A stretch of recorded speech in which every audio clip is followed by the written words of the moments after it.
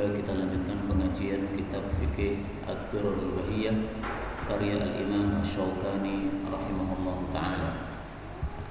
Dan kemarin sudah kita bahas tentang riba. Yang ringkasnya riba itu ada dua macam. Ada yang disebut riba fadl, riba ketika tukar menukar beras ditukar dengan beras sementara timbangannya tidak sama, misalnya itu. Yang kedua riba nasiah, yaitu riba ketika pinjam duit 1 juta harus kembali 1.100.000. Nah, dua macam riba itu sudah kita bahas pada pertemuan yang lalu. Sekarang kita lanjutkan bab baru, babul khiyarati, bab tentang khiyar. Yang dimaksud khiyar itu adalah hak untuk membatalkan pembelian atau membatalkan penjualan. Saya menjual laptop ini, setelah dibayar kemudian saya batalkan. Nah, boleh atau tidak?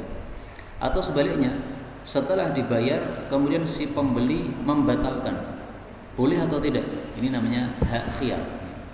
Nah, maka di sini beliau mengatakan wajib ala man ba'a, bagi siapapun yang menjual dza'aibin, sesuatu yang cacat, ayyubayyinahu, untuk menjelaskan cacat tersebut. Wa illa, kalau dia tidak menjelaskan, sabata, maka boleh lil mushtari, bagi orang yang membeli, al khiyaru, untuk memilih, yaitu memilih untuk melanjutkan atau tidak melanjutkan jual beli tersebut. Jadi dalam Islam ini barang cacat dijual boleh, tetapi harus jujur ini barangnya cacat. Dalilnya apa? Dalilnya sabda Nabi sallallahu alaihi wasallam kepada sahabat Nabi yang menjual beras atau gandum yang sudah terkena air hujan. Kemudian gandum ini ditaruh di bawah supaya tidak terlihat. Sementara yang di atas ini adalah gandum yang tidak terkena air hujan. Maka Rasulullah memasukkan tangannya ke dalam gandum tersebut. Kemudian beliau mendapati di bawah ini basah. Maka beliau bertanya, "Ma hadza ya sahibat ta'am?" Ini apa ini kok basah, wahai penjual makanan? Maka dia mengatakan, ini terkena air hujan ya Rasulullah. Maka beliau mengatakan, "Afala ja'altahu fawqa ta'am?" Kenapa kamu tidak letakkan yang basah ini di atas makanan? Hatta yarahun nas, sehingga orang-orang yang membeli melihatnya. Man ghasya, barang siapa yang menipu, falaysa minni, bukan termasuk dari golonganku. Hadis riwayat Muslim. Nah, jadi menutupi aib atau cacat barang yang bercacat itu termasuk menipu, dan itu tidak termasuk golongan Nabi Muhammad sallallahu alaihi wasallam. Maka hukumnya haram seperti ini. Lah bagaimana kalau terlanjur ya, barang cacat dijual, kita beli, setelah sampai rumah baru tahu kalau itu cacat. Nah, di sini beliau katakan al-khiyar, boleh untuk memilih. Boleh kita kembalikan, kita ambil lagi uangnya, barangnya kita kembalikan. Boleh juga kita, ya sudahlah, ya, saya tertipu sekali ini, besok-besok saya tidak akan membeli dari orang tersebut. Nah, boleh seperti itu, boleh. Adapun dalilnya nanti insyaallah. Beliau mengatakan wal kharaju, dan penggunaan barang yang sudah dibeli itu adalah haknya si pembeli bidhamani, dengan sebab dia menanggung barang tersebut. Ini kalimat ringkas sabda Nabi, tetapi maknanya susah dipaham kecuali dengan adanya gambaran. Nah, saya kasih gambaran. Dan gambaran ini ada dalam hadis Nabi sallallahu alaihi wasallam. Ceritanya ada seseorang yang ishtara abdan, membeli budak. Setelah budaknya dibeli dan dibayar selesai, fastaghallahu, dia menggunakan budak tadi, disuruh bekerja dan sebagainya. Thumma wajada bihi aiban, setelah beberapa hari ternyata ketahuan budaknya ini ada cacatnya. Misalnya budaknya ini sakit-sakitan, okay? Nah, sementara ketika dijual tidak diberitahu bahwa budak ini sakit-sakitan. Nah, akhirnya setelah tahu ada cacatnya, faraddahu, dikembalikan kepada si pembeli. Nah, si pembeli kemudian minta ganti rugi. Ganti rugi apa? Kamu sudah memakai budak saya selama 1 pekan misalnya. Nah, maka selama 1 pekan kamu pakai, kamu harus bayar gantinya, yaitu sewa budak 1 pekan. Nah, si pembeli mengatakan, saya tidak mau bayar karena kamu nipu saya. Kalau budak ini kamu beritahukan bahwa ada cacatnya, saya tidak akan beli. Saya terlanjur beli, saya tertipu. Sekarang saya kembalikan karena kamu nipu saya. Nah, kasus ini disampaikan kepada Nabi SAW. Maka Rasulullah mengatakan al-kharaju bid-dhamani. Manfaat dari budak yang sudah dipakai oleh si pembeli itu hak dia. Kenapa? Karena barang sudah dia beli, sehingga kalau terjadi apa-apa terhadap budak tadi, dia yang harus tanggung jawab, ya kan? Nah, berarti sebagaimana kalau budak itu terjadi apa-apa, dia harus tanggung jawab, berarti dia juga berhak menggunakan budak itu. Alias gratis, tidak harus membayar ganti rugi yang sudah dituntut oleh si penjual tadi. Kenapa gratis? Ya karena si penjual salah, dia menjual barang aib tanpa memberikan pemberitahuan. Kemudian beliau mengatakan walil mustari, bagi orang yang membeli ar-raddu, boleh mengembalikan barang bil gharar, dengan sebab adanya tipuan. Seperti tadi ya, aib tidak diberitahukan, ini namanya tipuan. Atau misalnya barang KW atau tidak asli, kemudian dia tidak mengatakan ini tidak asli, ternyata tidak asli, maka boleh dikembalikan. Jualan madu ditulisi madu asli, ternyata madu gula bukan asli, boleh dikembalikan.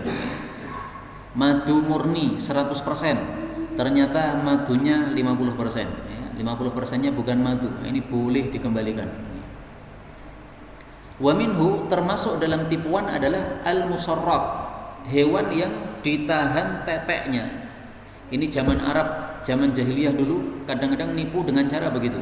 Hewan itu teteknya diikat supaya susunya terkumpul dalam teteknya. Ditunggu sampai 3 hari atau 1 pekan misalnya. Setelah itu baru ikatannya dibuka. Nah, ini susunya jadi banyak isinya. Kemudian dijual di pasaran. Orang yang melihat susunya besar mengira bahwa hewan ini memang memproduksi susu yang banyak, maka dia beli. Nah, setelah sampai rumah diperah, kemudian baru terbukti bahwa memang susunya tidak sebanyak yang diharapkan. Karena setelah diperah tidak kembali lagi, ya, kempes terus nggak balik-balik. Nah, maka seperti ini namanya tipuan. Nah, kalau seperti itu gimana? Fayarudduha, dia boleh mengembalikannya wasa'an min tamrin, tapi harus dia tambahi 1 sa' kurma. 1 sa' itu 2,4 kilo. Kalau di Indonesia tidak ada kurma berarti beras. 1 sa' beras. 1 sa' beras ini sebagai ganti apa? Ganti dari susu yang sudah dia perah.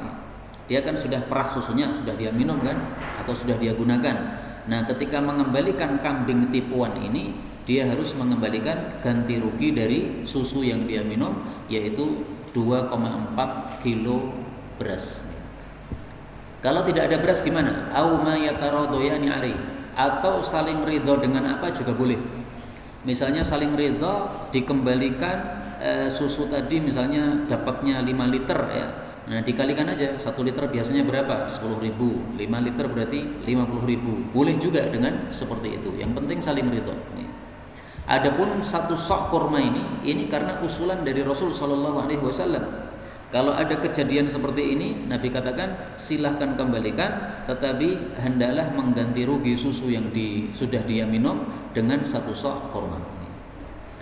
Dan mengembalikan ini dibatasi 3 hari. Saya beli kambing tadi, ternyata setelah saya perah susunya tidak balik banyak, berarti saya ditipu.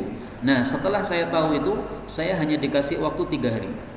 Setelah 3 hari saya tidak segera mengembalikan kambing tadi, maka saya sudah tidak boleh mengembalikan. Sebagaimana sabda Rasulullah sallallahu alaihi wasallam, hanya dibatasi 3 hari saja. Karena itu kalau pengen mengembalikan harus segera dikembalikan. Kalau tidak mau mengembalikan silahkan, nggak apa-apa, nggak ada masalah. Kemudian beliau mengatakan wayathbutul khiyar, dan boleh juga melakukan khiyar, yaitu membatalkan jual beli tadi, liman khudi'a, bagi orang yang ditipu. Misalnya ada orang beli kepada kita, ternyata uangnya uang palsu. Nah, boleh kita itu mengembalikan uang palsu tadi. Boleh juga tidak mengembalikan, ya sudahlah, ketipu enggak apa-apa, nanti saya dapatkan pahalanya di akhirat. Misalnya begitu, sehingga uang tidak kita pakai, tapi juga tidak kita kembalikan, kita bakar. Boleh, bebas. Kembali boleh, tidak kembali juga boleh. Dasarnya apa? Rasul Shallallahu Alaihi Wasallam bersabda, "Idza bay'ata, kalau kamu melakukan jual beli, fakul, maka ucapkanlah la khilabata, nggak boleh nipu." Artinya kalau terbukti nipu, berarti boleh mengembalikan barang yang telah dibeli atau uang yang telah diserahkan. Beliau mengatakan, atau ba'a, seorang desa menjual qabla wusulis suqi, sebelum sampai ke pasar kota. Ini maksudnya gini, ada orang desa bawa barang ke pasar kota. Sebelum sampai pasar kota, dia sudah dicegat oleh seseorang, diborong di tengah jalan. Nah seperti ini, kalau si orang desa tadi kemudian datang ke pasar dan ternyata terbukti dia menjualnya terlalu murah karena ditipu oleh si pemborong tadi, dia boleh untuk membatalkan. Zaman dulu kan orang desa nggak tahu harga pasar kan, maka ketika di tengah perjalanan dicegat, itu sangat mungkin bahwa dia ditipu. Dikulak oleh seorang tengkulak misalnya, mengatakan ini di pasaran harganya 500, maka saya kulak dari engkau 400 misalnya. Nah, ternyata tertipu, di pasaran harganya 1000, mestinya kulaknya 900 misalnya. Nah, seperti ini, kalau si penjual sampai pasar kemudian dia merasa tertipu, dia boleh untuk mengembalikan. Tapi kalau zaman sekarang, orang desa sudah bawa HP, sehingga sebelum sampai ke pasar kota dia sudah tahu harga kota. Sehingga zaman sekarang ini menurut sebagian ulama, dicegat di tengah jalan nggak apa-apa. Kenapa? Karena kemungkinan nipu itu sudah tidak ada. Tapi kalau masih tertipu juga, maksudnya masih ada kemungkinan menipu, maka larangan untuk mencegat penjual dari desa itu masih berlaku, tidak boleh. Baik, kemudian walikullin minal mutabayyi'in, masing-masing dari dua orang yang melakukan jual beli, bai'an manhiyan anhu, apabila jual belinya adalah jual beli yang terlarang, maka ar-raddu, boleh untuk mengembalikan. Contoh kasusnya tadi ya, musarrad tadi, yaitu hewan yang ditahan teteknya. Ini kan berarti nipu nih. Nah, ini jual beli terlarang enggak begini. Nah, nanti setelah selesai jual beli dikembalikan enggak apa-apa. Panjenengan beli gitar, setelah tahu ternyata gitar itu haram karena alat musik itu haram, dan kalau haram berarti tidak boleh diperjualbelikan, nah boleh panjenengan kembalikan. Mohon maaf, ini saya kembalikan. Dulu saya beli gitarnya, atau kemarin saya beli gitarnya itu 500.000. Nah, ini saya kembalikan gitarnya, 500.000-nya kembalikan. Nah, kenapa dikembalikan? Saya baru tahu hukumnya haram. Atau misalnya beli anjing, nah, setelah belikan anjing, kemudian dapat anjing baru 1 hari, tetangganya memberitahu, loh kenapa beli anjing, haram anjing ini. Nah, boleh anjingnya kita kembalikan, kita minta lagi uang yang kemarin, karena kita sebelumnya belum tahu. Kemudian wa man ishtara syai'an, barang siapa yang membeli sesuatu lam yarahu, yang matanya belum melihatnya, karena iklan di internet, falahu raddu, maka boleh mengembalikan idza ra'ahu, kalau matanya sudah melihatnya. Jadi kita pesan barang, dikasih foto, cocok. Nah, setelah barang itu disampaikan, didatangkan ke rumah kita, ternyata tidak sesuai yang disebutkan, maka ini boleh dikembalikan. Katanya seperti ini barangnya, ini fotonya ternyata foto 1 tahun yang lalu misalnya. Nah, ini maka boleh dikembalikan karena apa? Tidak sesuai dengan ciri-ciri yang sudah dia sebutkan. Kemudian walahu, dia boleh raddu, mengembalikan mashtarahu, apa yang dia beli, bikhiyar, dengan kesepakatan waktu untuk memilih. Ini maksudnya gini, jual beli, kemudian setelah uang dibayar ada kesepakatan, ini boleh melihat barang ini selama 3 hari.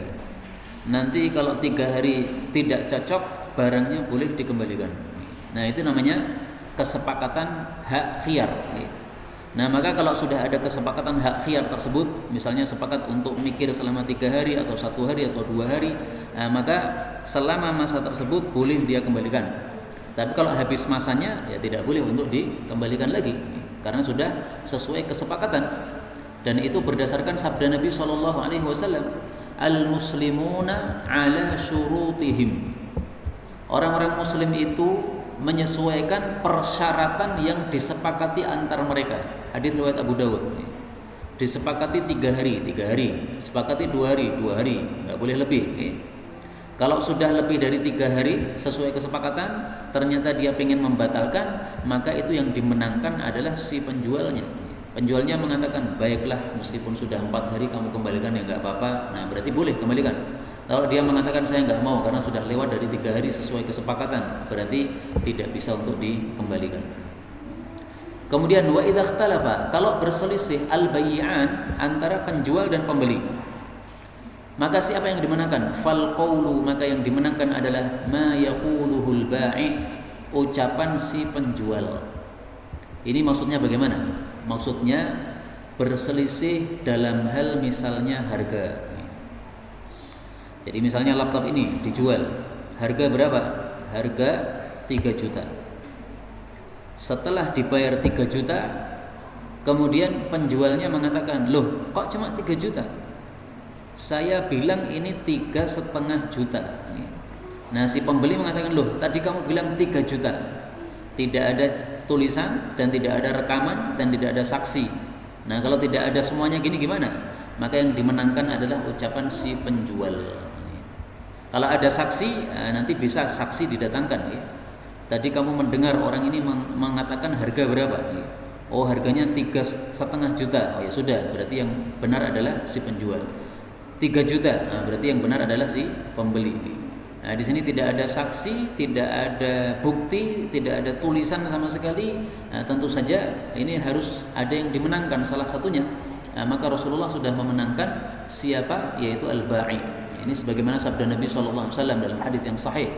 Idza ikhtalafal bay'an, kalau berselisih penjual dan pembeli, wa laysa bainahuma bayyinah, sementara enggak ada bukti. Nah, kata-kata enggak ada bukti ini semestinya ditulis oleh Imam Syaukani, sayangnya beliau enggak nulis. Padahal Nabi mengatakan wa laysa huma bayyinah, tidak ada bukti. Kalau ada bukti yang dimenangkan buktinya. Wal mabi' qa'imun bi'aini, sementara barang yang dijual masih ada di situ. Fal qawlu ma qala al-ba'i, maka yang dimenangkan adalah si penjual. Au yatatarakanil bai', atau keduanya saling meninggalkan, yaitu dibatalkan. Kalau dilanjutkan berarti yang dimenangkan adalah si penjual. Penjual mengatakan 3,5 juta, dia harus nambahi setengah juta. Kalau dia nggak mau nambahi setengah juta ya sudah, berarti dia dikalahkan, maka jual beli dibatalkan. Ini adalah pembahasan tentang hak khiyar, yaitu hak tentang bolehnya penjual memilih apakah lanjut dijual atau tidak. Demikian juga hak pembeli untuk memilih apakah lanjut membeli atau tidak. Sebelum kita lanjutkan bab berikutnya, barangkali ada pembahasan, saya persilahkan.